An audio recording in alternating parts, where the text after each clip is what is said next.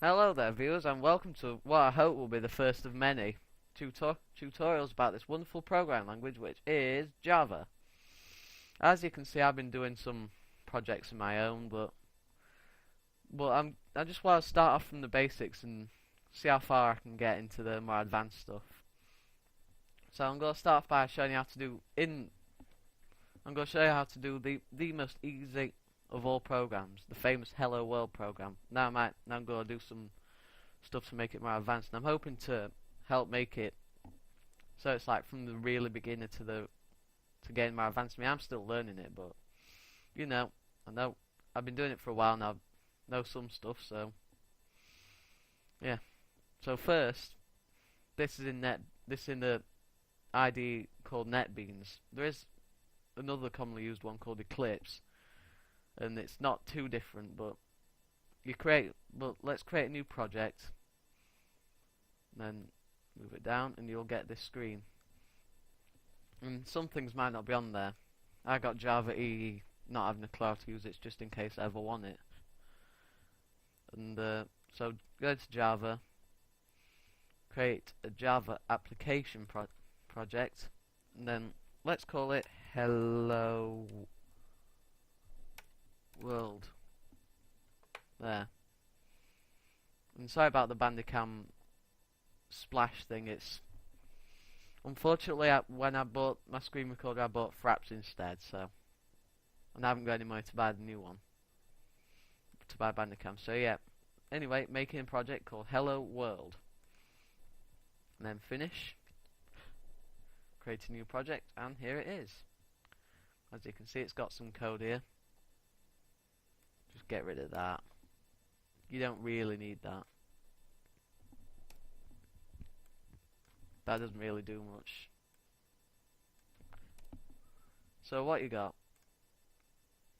In fact, they say you don't know what you've got till you haven't got it, so I'm going to delete all that except for that package. And now I'm going to create, you don't need to do this, public class. This is the class, this is basically an instance.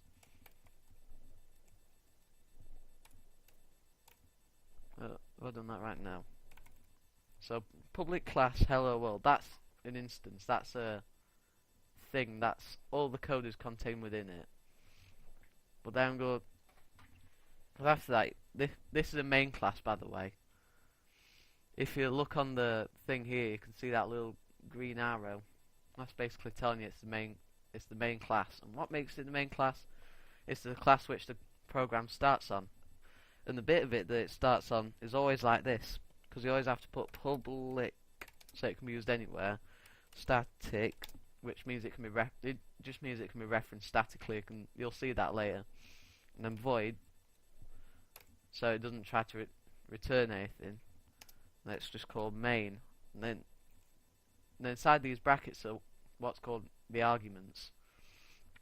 And that's basically if you run the main thing, you would have to type in the argument. But the argument for this is string. For some reason, it has to be a string array called args. Apparently, it's something to do with command prompt. But there you go. So then, open brace there, and then if you press enter, it works in NetBeans and Eclipse. But if you do that and press enter, it creates another one for you. So this is just simple, really. All you need to do is say system. This is actually being referenced statically right now because I haven't created an instance of system. So System.out.println. So that's basically saying print this, and then you can see that's where the arguments go inside those brackets, just like the brackets that hold the string args thing. And the string is just the type, by the way, except it's a string array. The string array is the type that the argument is. So it takes an argument that's a string array, and whenever you run anything inside it, it's called args. But anyway, System.out.println, and then inside these two speech marks, it will hold the string, which is basically just a piece of text. It's not too bad. You'll have to get used to that. It's just a string of text. Oh, and also semicolons. put semicolon at the end of everything that you don't put one of these at the end of. And so, oops, sorry, my typing is terrible. World. So if you just put in hello world, then it's basically what it does is it starts the program off. The program knows that this is the main class, so it's going to scan through all of this looking for the main. It finds the main, it goes into here, it looks for any arguments, and then it prints that. It says that. So now if I move it up a bit and go to the run button, there, you'll see that it's just said hello world. Quite simple, really. It's quite nice. In fact, if you want to do anything interesting, you know you get error messages in Java. Well, if you swap that out for error, your hello world becomes an error. It's not that funny, honestly. So that's that. And well, let's try something else as well. By the way, if you press // anything you write after that is a comment.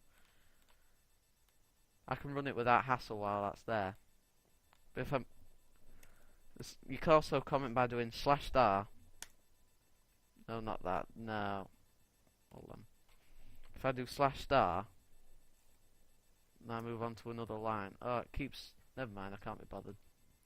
/*/ can also work as comment. But anyway, moving on. Let's make it print out the string, but make the string a variable. So if I make a string, then call it MSG. So it's a string that's called MSG. Not hard. But yeah, that's that. But then make it equal to the string value of hello world. So then instead of having to print that, the string can also run the variable, so I can do MSG.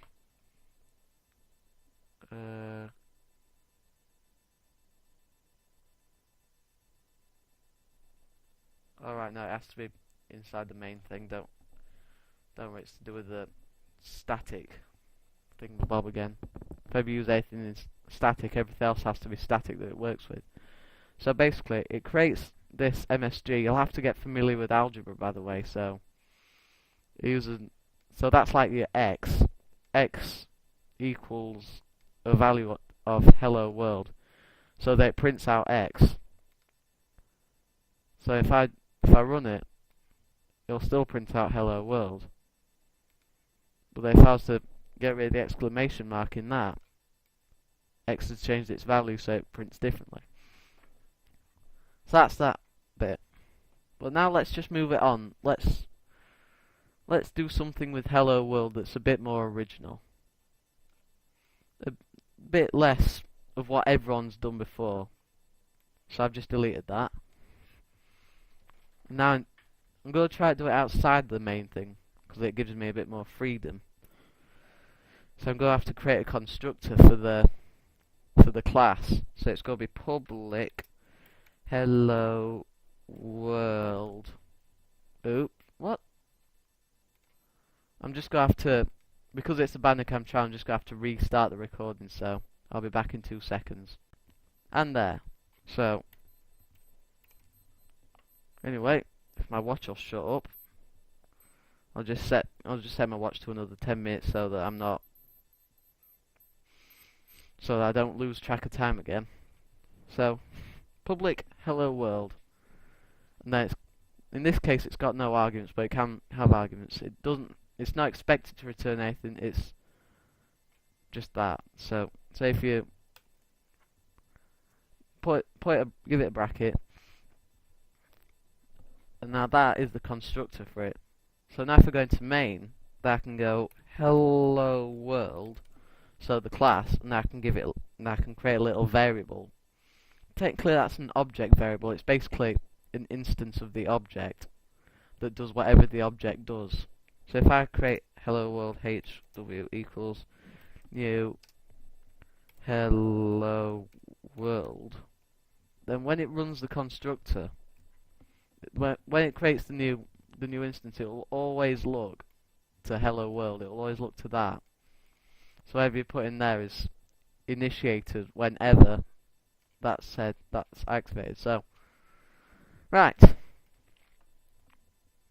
first you need to set some variables. Again, that's comment, not a problem if you don't put that in. So what if instead of wanting to just write hello world, what if you want to know how long it takes the computer to write it? Well, that's simple. But first we're just going to need to make it so that it's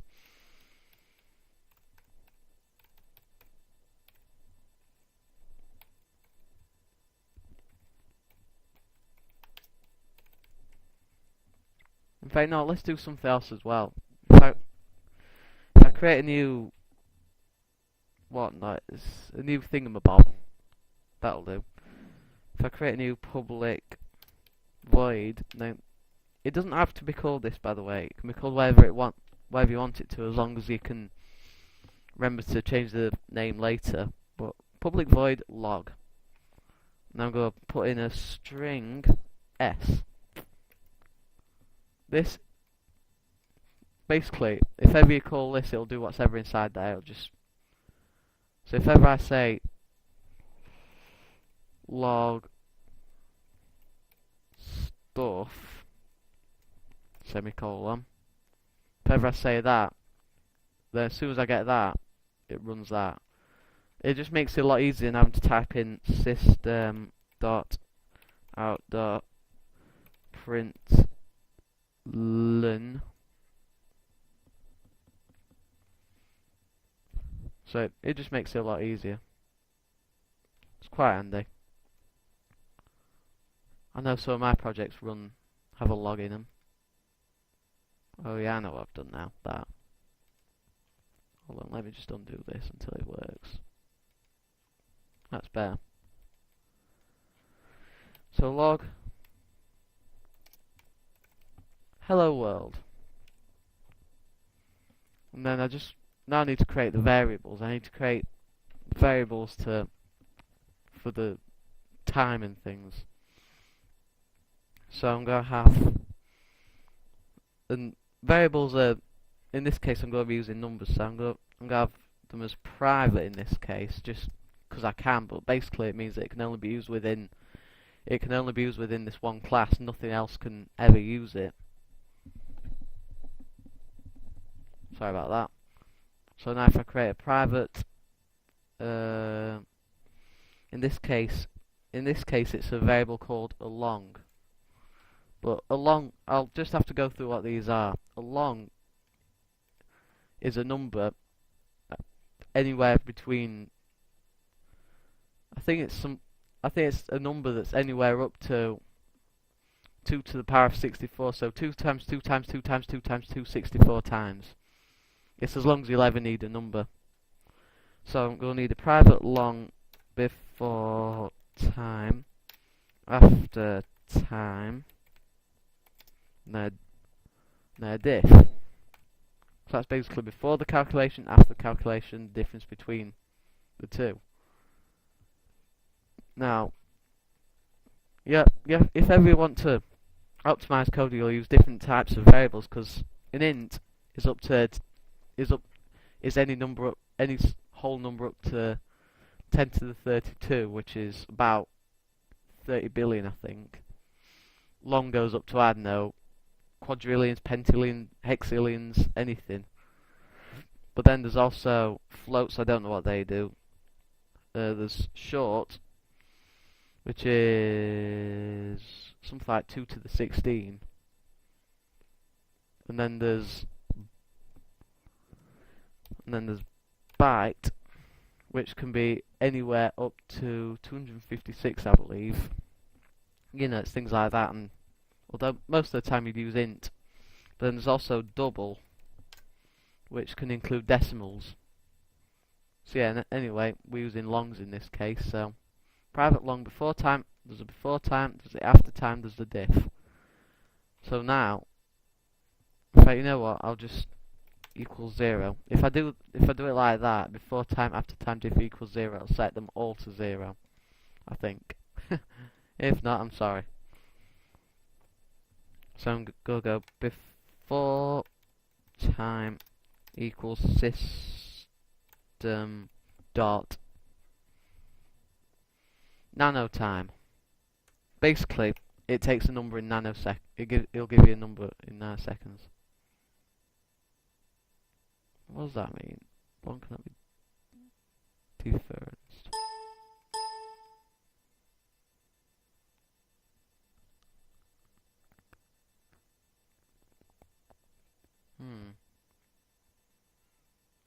Oh, put a full stop on the end of it. That's stupid. So before time equals System.nanoTime, it'll take a time in nanoseconds. I think that time's related to some random point. It can also be negative. So that's the time before it does anything. And then after time equals System.nanoTime. So now the after time's gonna have a value. I forgot the capital. So yeah, so it sets the before time, it does the calculation, then it sets the after time. And then diff equals the after time minus before time. It's quite simple really. So basically it's the time after calculation minus the time before calculation equals the difference between the two. Quite logical. Now just log time taken plus diff. Then that's that. That's quite simple. So then hopefully, now that I've got that code, it'll run. Oh, right now. I've done something completely stupid by not, where it says System.out.println, I need to put S. Print out that string. So do it. Yep, hello world, and it's taken that many nanoseconds. So if you take off, wait. So that is about 1/10,000th of a second. It's 0.000192943 seconds if you work it out. So it does that really quick. I'm gonna have to pause it again, so just give me a second. In 3, 2, 1, and back. So yeah, that's that. Well, now you want. So how's it work now? I have to say how it works because otherwise you might not understand it. So as soon as I push that run button, like that, see if it stays the same, but the value just changes every so often. It's not necessarily accurate now time thing. But anyway, as soon as it starts, this variable is automatically set, but it will look to the main before it starts actually running any functions. It will, as soon as the program starts, it'll run main. So as soon as it gets to main, it creates a new instance of the hello world. And then when it creates a new instance of the hello world, that means it runs through this in order. So then once it's done that, it sets the before time variable to the System.nanoTime. It sets it to a number, and then it logs it says hello world after that. And then the after time, and after that it'll work out another time, and then the difference is the time after it's done it minus the time before it's done it, and then it'll say time taken plus the amount of time taken. And that's that. That's the program. I don't have a clue what I'll be doing next time, but I'll be doing something. It'll be something good. I'll probably advance the hello world concept even further. So anyway, thanks for watching. I'll see you next time.